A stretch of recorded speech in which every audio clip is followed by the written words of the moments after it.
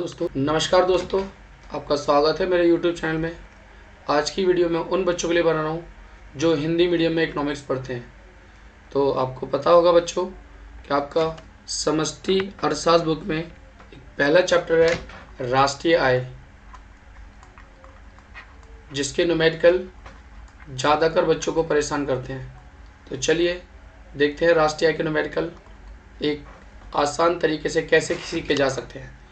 तो मैं सिखाता हूँ। उससे पहले आपको कुछ बेसिक कॉन्सेप्ट बता रहा हूँ कि फॉर्मूले बनाने कैसे हैं और फॉर्मूला बनते कैसे हैं। तो चलिए देखते हैं, स्टार्ट करते हैं। N G D P M P F C. N वहाँ पे रहेगा नेट, हिंदी रहेगी शुद्ध या निवल। एक और एन है जो रहेगा नेशनल के लिए, हिंदी रहेगी राष्ट्रीय।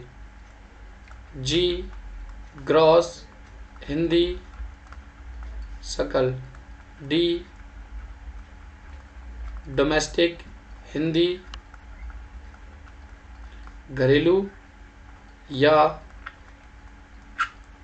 देशीय। पी प्रोडक्ट, जिसको बोलेंगे उत्पाद। एमपी मार्केट प्राइस, जिसकी हिंदी होगी बाजार कीमत। एफसी फैक्टर कॉस्ट, हिंदी रहेगी साधन लागत या कारक लागत। तो ये तो इसकी बेसिक टर्म्स थी। अब इसको बनाना सीखते हैं। जैसे इंग्लिश रहेगी जीडीपी, फुल फॉर्म आपको पता चल गई है, ग्रॉस डोमेस्टिक प्रोडक्ट। लेकिन हिंदी क्या होगी? जी को आप देखते हैं, हिंदी है सकल। डी की हिंदी है यहाँ पे घरेलू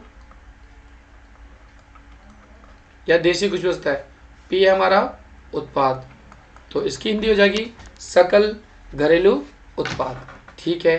अगर वहाँ पे लिखा है एनडीपी, तब इसकी क्या होगी? एन, क्योंकि एन तो हमारा निवल भी है और एन हमारा राष्ट्रीय भी है। तो यहाँ पे हमें क्या रखना है? तो इसके लिए हमें देखना है, यहाँ पे मैं कुछ लिख रहा हूँ और समझाऊंगा मैं आपको हमेशा याद रखना है।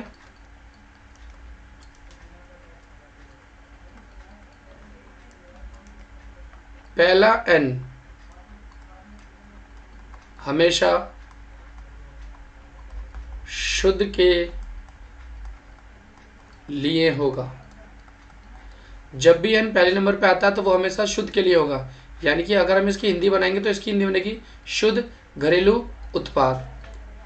समझ चुके होंगे आप, शुद्ध घरेलू उत्पाद।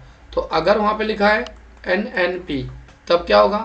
एन पहले नंबर पे आए तो ये तो हो जाएगा शुद्ध, एन दूसरे पे, और दूसरा एन किसके लिए? हमारा राष्ट्रीय। तो क्या हो जाएगा? शुद्ध राष्ट्रीय उत्पाद। ठीक है जी, एक चीज समझ में आ चुकी है आपको। अगला कॉन्सेप्ट देखते हैं जरा क्या है। फुल फॉर्म शॉर्ट फॉर्म दोनों तरीके से तैयार रहिएगा, क्योंकि पेपर में वो कुछ भी कर सकता है, कुछ भी दे सकता है, कुछ भी पूछ सकता है।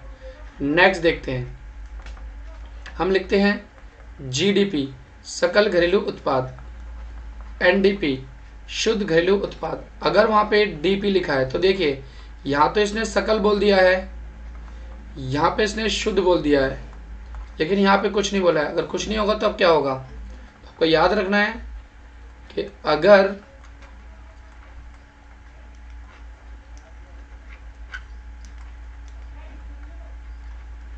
अगर किसी के आगे सकल नहीं है तो वह हमेशा शुद्ध होगा। क्या बोल रहा है? अगर किसी के आगे सकल नहीं है तो वह हमेशा शुद्ध होगा। इसके आगे सकल तो नहीं है, यानी कि क्या हो जाएगा? शुद्ध। ध्यान रखिएगा, या तो वो सकल लिखेगा या वो शुद्ध लिखेगा। अगर वो कुछ नहीं लिखता है तो हम हमेशा उसको शुद्ध मान के चलते हैं। उम्मीद करता हूँ ये कॉन्सेप्ट समझ में आ गया होगा आपको। अगला कॉन्सेप्ट देख लेते हैं जरा। अगला कॉन्सेप्ट कैसे होता है, अगला कुछ ऐसे लिखेगा आपको, GDP MP, next GDP FC। MP की फुल फॉर्म आपको पता है, यहाँ पे मार्केट प्राइस जिसकी हिंदी होगी बाजार कीमत, FC फैक्टर कॉस्ट, हिंदी साधन लागत। तो इसको क्या कहेंगे, इसको हम पहले पढ़ेंगे, क्या पढ़ेंगे, बाजार कीमत पर सकल घरेलू उत्पाद। ये जो पीछे लिखा होता है उसको हम पहले पढ़ते हैं, हिंदी इसकी पहले पढ़ेंगे तो क्या होगा, साधन लागत। साधन लागत, कार्य लागत कुछ भी हो सकती है, ध्यान रखिएगा। साधन लागत, तो इसको पढ़ेंगे साधन लागत पर सकल घरेलू उत्पाद। ठीक है, तो ध्यान से समझिएगा जो समझाना चाह रहा हूं मैं। यहाँ पे इसने क्या किया है, यहाँ पे इसने दोनों के पीछे, किसी के पीछे MP लिख दिया, किसी के पीछे FC लिख दिया। और अगर सिर्फ इतना लिख दिया और कुछ नहीं लिखा तब क्या होगा, तो आपको देखना है क्या कि अगर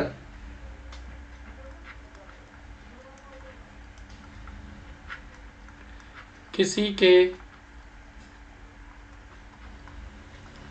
पीछे बाजार कीमत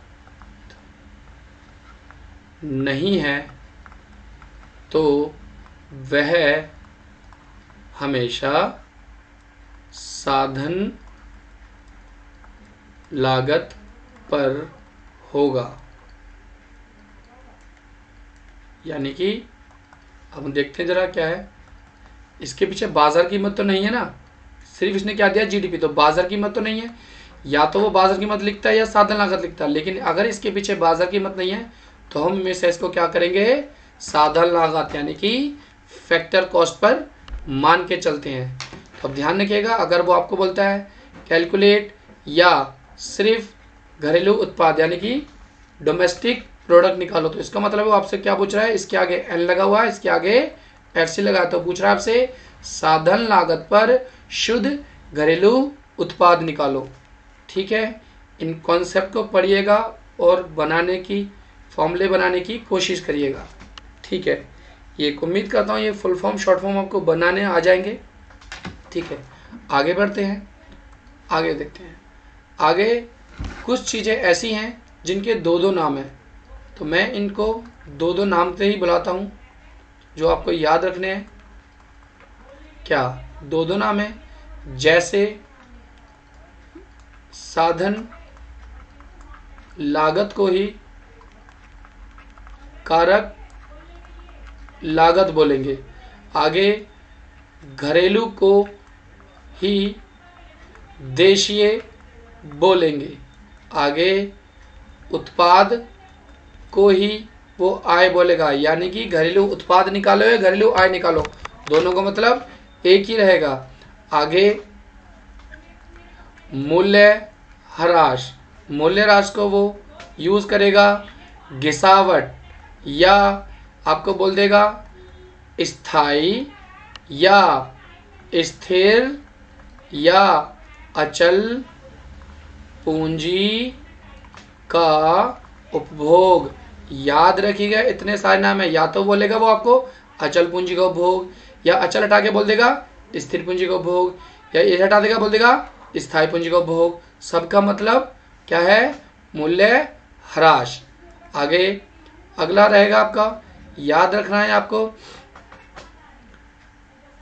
निवल, निवल को ही शुद्ध बोला जाता है, याद रखिएगा। आगे अप्रत्यक्ष, अप्रत्यक्ष कर, अप्रत्यक्ष कर को ही बिक्री कर, इसी को सीमा शुल्क, इसी को उत्पाद शुल्क, इसी को आजकल ये नाम से आता है GST के नाम से आता है, गुड्स एंड सर्विस टैक्स। ठीक है, अगला याद रखना है आपको विदेशों, विदेशों को वो शेष विश्व बोल सकता है, शेष विश्व। आगे देखा होगा विदेशों से शुद्ध साधन है, तो विदेशों से शुद्ध साधन है ना बोलकर वो आपको बोल सकता है शेष विश्व से शुद्ध साधन है। तो ये कुछ कॉन्सेप्ट हैं जिसके दो दो नाम हैं जो आपको हमेशा याद रखने हैं। साधन लागत को कार्य लागत, घरेलू को देशी उत्पाद को आय, मूल्य ह्रास को इसको ध्यान रखिएगा, मूल्य ह्रास का ज्यादा का नाम यूज होगा, नेवल को शुद्ध अप्रत्यक्ष कर, विदेशों को शेषविश। ठीक है, ये तो हो गए दो दो नाम। तो चलिए आगे बढ़ते हैं। आप ये दो दो नाम लिखने के बाद अपने नोट्स बनाएगा और नीचे लाइन जरूर खींच लीजिएगा। ठीक है, अगला कॉन्सेप्ट देखते हैं। अब हम देख रहे हैं मूल्यह्रास। मूल्यह्रास बहुत इंपॉर्टेंट टॉपिक है, इसको समझिए। जरा हम एक एग्जांपल लेते हैं। ठीक है, जब भी कोई चीज, यानी कि क्या, अगर जैसे कि आपने दो कॉन्सेप्ट देखे थे, सकल और शुद्ध। सकल और शुद्ध, इन दोनों का ही रिलेशन किससे है? मूल्यह्रास से। तो कॉन्सेप्ट समझा रहा हूँ, ध्यान से देखेगा। मैंने एक फ़ोन सपोज अभी खरीदा है 5,000 रुपये का, 5,000 रुपये का फ़ोन खरीदा है और सील पैक्ड है, और अगर मैं उसको बेचना चाहता हूँ तो सीधी सी बात है, मुझे 5,000 नहीं मिलेंगे, इसकी कुछ कमी वैल्यू होगी। तो सपोज अगर मैं उसको आधे घंटे बाद भी बेचता हूँ तो सपोज मुझे उसको 4,000 रुपये मिल रहे हैं, तो कम कितने हो गए? 1,000। ध्यान से सुनिए, 5,000 का फ़ोन था, आधे घंटे पहले खरीदा था, अब बेच रहा हूँ तो 4,000 का बेका जा रहा है, वो 1,000 कम हो गई। फॉर्मूला बन चुका है क्या? कि जिस प्राइस पे मैंने फ़ोन खरीदा था वो उसकी सकल वैल्यू थी, जिस पर मैं बेच रहा हूँ वो उसकी शुद्ध वैल्यू है। जो मूल्य कम हो गया वो है उसका मूल्यह्रास। तो फॉर्मूला क्या बना? सकल इक्वल टू शुद्ध प्लस मूल्यह्रास। तो आप दूसरे फॉर्मूले बना सकते हैं इसी से। क्या कि अगर आपको शुद्ध निकालना है तो फॉर्मूला क्या बनेगा? सकल माइनस मूल्यह्रास। अगर आपको मूल्यह्रास निकालना है तो फॉर्मूला क्या बनेगा? फॉर्मूला बनेगा सकल माइनस शुद्ध। ये आपको ट्रिक याद रखनी है, बाकी सब आप अपने आप बना लेंगे। ठीक है, उम्मीद करता हूँ ये आपको अच्छे से समझ में आ गया होगा। अगला टॉपिक देखते हैं। अगला टॉपिक है बाजार कीमत और साधन लागत। तो ध्यान रखिए, जब भी बाजार कीमत और साधन लागत होगी, इन दोनों का रिलेशन है शुद्ध अप्रत्यक्ष कर से। मतलब अगर आपको कोई चीज़ बाजार कीमत पर बनानी है, बाजार कीमत, तो इसका फॉर्मूला क्या रहेगा? वो हमेशा क्या रहेगी? साधन लागत पर तो होगी। साधन लागत, बस उसमें आपको क्या प्लस कर देना है? शुद्ध अप्रत्यक्ष कर। ये कॉन्सेप्ट है। बाजार कीमत बनानी है किसी भी चीज़ को तो वो साधन लागत पर होगी, बस उसमें ऐड कर देना है शुद्ध अप्रत्यक्ष कर। तो अगर मुझे कोई चीज़ साधन लागत पर बनानी है, साधन लागत, तो उसमें क्या होगी? बाजार कीमत दे रखी होगी, उस बाजार कीमत में से आप माइनस कर देंगे शुद्ध अप्रत्यक्ष कर। तो कॉन्सेप्ट ये है क्या कि बाजार कीमत बनानी है तो साधन लागत प्लस शुद्ध अप्रत्यक्ष कर, और साधन लागत बनानी है तो बाजार कीमत माइनस शुद्ध अप्रत्यक्ष कर। उम्मीद करता हूँ ये टॉपिक आपको समझ में आएगा। चलिए आगे चलते हैं। देखिए, जब भी हम राष्ट्रीय आय ज्ञात करते हैं तो राष्ट्रीय आय ज्ञात करने के 3 मेथड्स हैं। क्या क्या? आय विधि, व्यय विधि और उत्पाद विधि। अब विधि कोई सी भी हो, क्वेश्चन में जो आपसे पूछे जाते हैं वो कुछ कॉमन चीज़ पूछी जाती है जिसके कुछ फॉर्मूले रहेंगे, तो वो मैं फॉर्मूले आपको लिख रहा हूँ और बनाना सिखाता हूँ कि फॉर्मूले बने कैसे। प्लीज़ कॉन्सेप्ट को ध्यान में रख के फॉर्मूले बनाना सीखेगा। रटना नहीं है कोई भी चीज़, क्योंकि आप रट नहीं सकते हैं ज़्यादा चीज़ें, तो रटना नहीं है, कॉन्सेप्ट बनाने हैं। तो अब देखिए क्या होगा, विधि कोई भी हो, कॉमन चीज़ रहेगी। तो इसको मैं क्या बोलता हूँ? इसको मैं अपनी लैंग्वेज बोलता हूँ कॉमन फॉर्मूलाज। जो कॉमन फॉर्मूलाज रहेंगे, पहले आपको क्या याद रखना है? कुछ चीज़ हमेशा याद रखना है, शुद्ध अप्रत्यक्ष कर। या तो कभी कभी दिया होता है क्वेश्चन में, अगर नहीं दिया तो आपको शुद्ध अप्रत्यक्ष कर निकालना होता है, जिसका फॉर्मूला है अप्रत्यक्ष कर माइनस आर्थिक सहायता।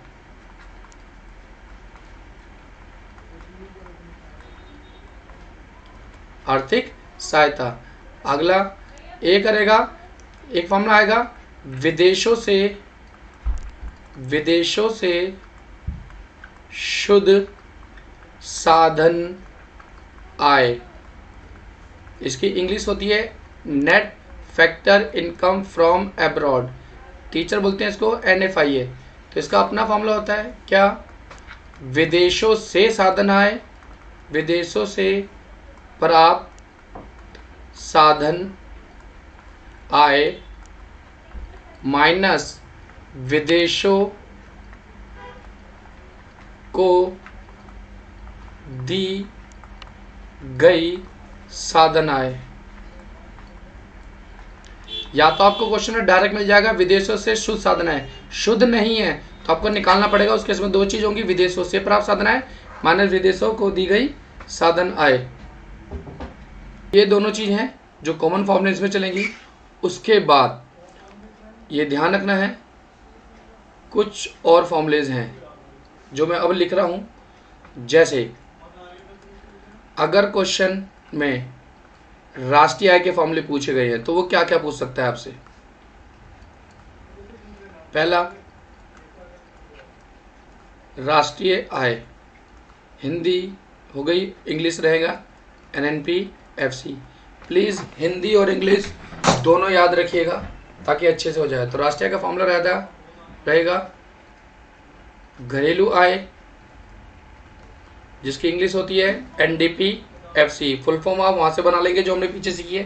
घरेलू आय प्लस विदेशों से शुद्ध साधन आय। ठीक है। दूसरा फॉर्मूला सकल राष्ट्रीय आय। पहले मैं फॉर्मूले लिख रहा हूं फिर बनाना सिखाऊंगा आपको। GNP-FC फॉर्मूला है इसका राष्ट्रीय आय प्लस मूल्यह्रास। तीसरा फॉर्मूला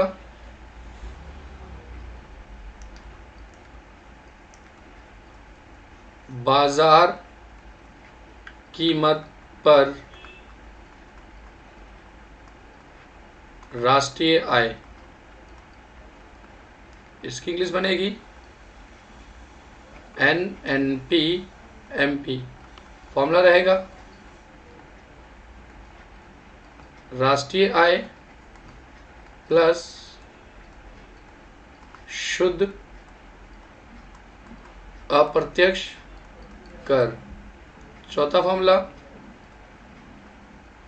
बाजार कीमत पर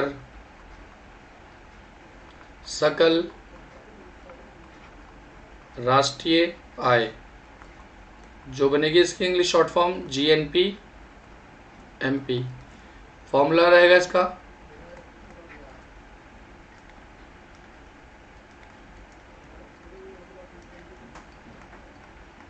राष्ट्रीय आय प्लस मूल्यह्रास प्लस शुद्ध अप्रत्यक्ष कर। ठीक है। अब कुछ फॉर्मूले रहेंगे घरेलू आय के।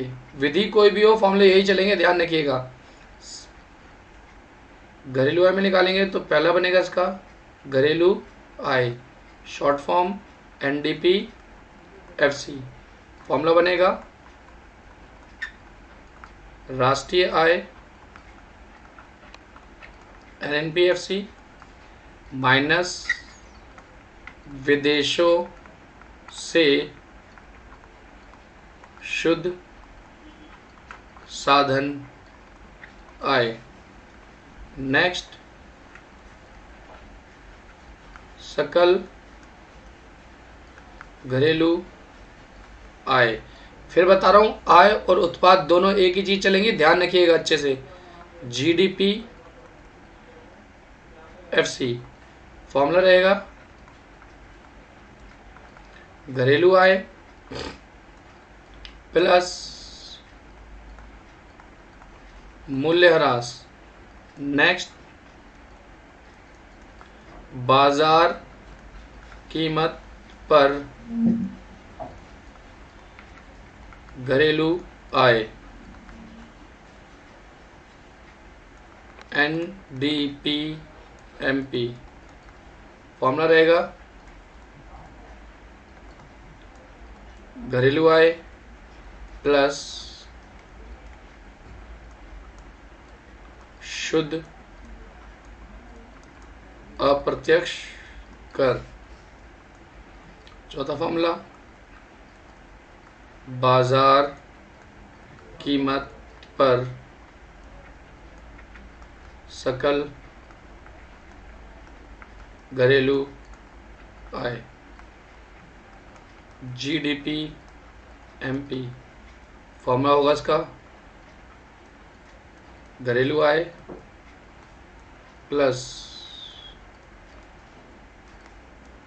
मूल्यह्रास प्लस शुद्ध अप्रत्यक्ष कर। ठीक है, ये हमारे फॉर्मूले बन गए। अब हमें करना क्या है? करना कुछ नहीं है। देखिए फॉर्मूला कोई इतने फॉर्मूले नहीं होते, सब ट्रिक पे बेस्ड होते हैं। क्या अभी हमने सीखा था? क्या कि हमने सीखा था सकल इक्वल टू था शुद्ध प्लस मूल्यह्रास। फिर हमने सीखा था बाजार कीमत इक्वल टू था उसका साधन लागत प्लस शुद्ध अप्रत्यक्ष कर।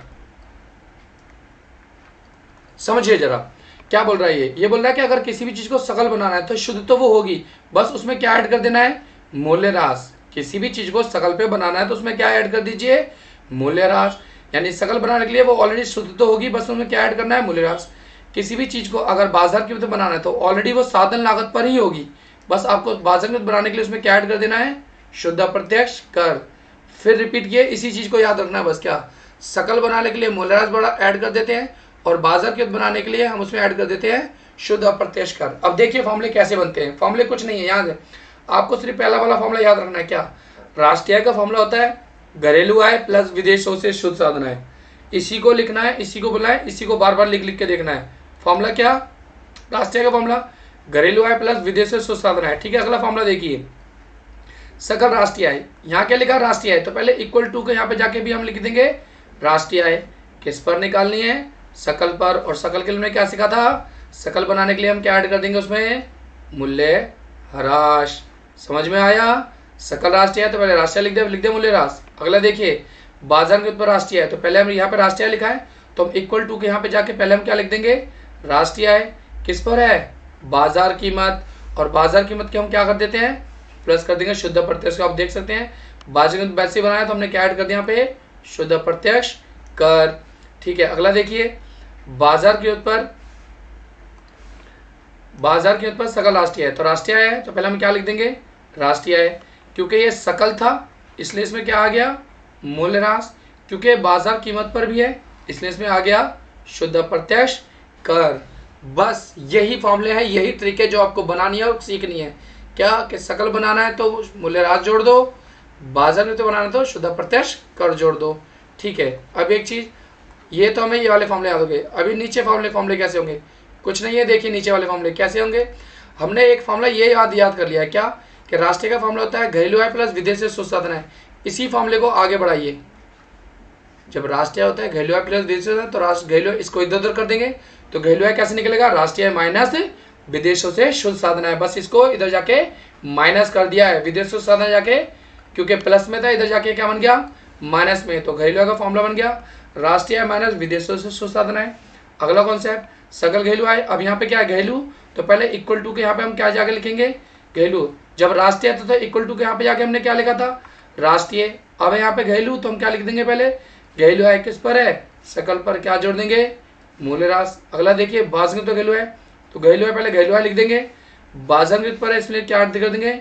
शुद्ध अप्रत्यक्ष कर। अगला है बाजार कीमत सकल घरेलू आय, पहले घरेलू आय तो घरेलू आय लिख देंगे, क्योंकि ये सकल है इसलिए जोड़ देंगे मूल्यह्रास, क्योंकि ये बाजार कीमत पर है इसलिए इसमें जोड़ देंगे शुद्ध अप्रत्यक्ष कर। बस यही फॉर्मूले हैं और इन्हीं फॉर्मूलों से हम तीनों मेथड के क्वेश्चन करते हैं। तो उम्मीद करता हूँ मेरी ये वीडियो आपको पसंद आएगी। थैंक अगर मेरी वीडियो आपको पसंद आई है तो please subscribe my channel and hit the like button, और इस वीडियो को ज़्यादा से ज़्यादा शेयर करें ताकि ज़्यादा से ज़्यादा बच्चों को इसका फ़ायदा हो सके। तो थैंक यू वेरी मच।